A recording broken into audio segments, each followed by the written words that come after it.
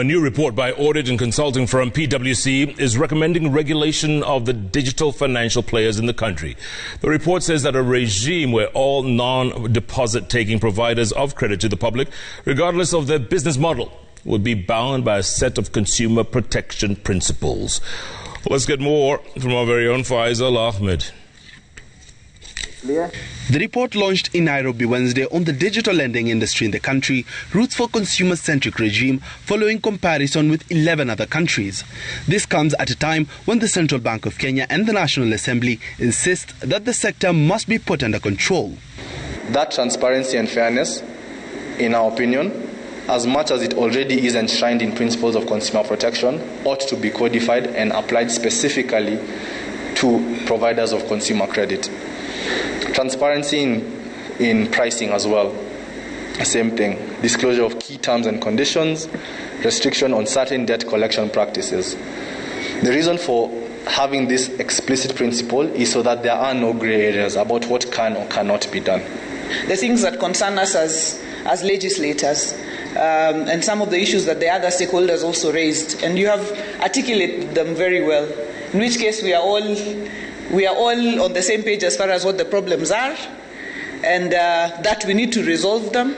The issues of over-indebtedness of our population, the issues of data protection. We are having discussions with people who said that, when my brother takes a loan, I receive a message.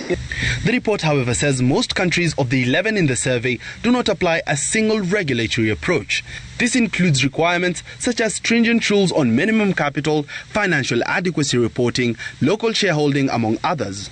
In Kenya, the concerns around the lenders have largely been on debt collection, which they have been accused of bordering breach of privacy and violation of data protection laws that came in force in December 2019. An organization such as the Digital Lenders Association is one that is able to enforce such good practices within the industry.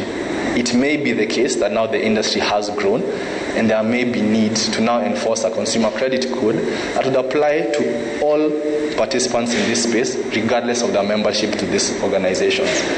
According to the Digital Lenders Association of Kenya, a more appropriate regulatory model would be one that enhances consumer protection through regulation of the code of credit providers over the digital lending platforms. This report covers these issues comprehensively. Pricing should be transparent and clear, and will come down once regulation is in place, as a well-defined rule book will therefore reduce the risk of our businesses. The report proposes enforcement of a consumer credit code should be vested in a regulator, which may be the Central Bank of Kenya or another agency with a strong consumer protection mandate like the Competition Authority of Kenya. So it makes sense at this point in time that we are talking about regulation. But we have to be very, very careful that this regulation, while it's looking to address consumer protection issues, does not go ahead and sort of drown, kill the newborn baby in its early stages of growth.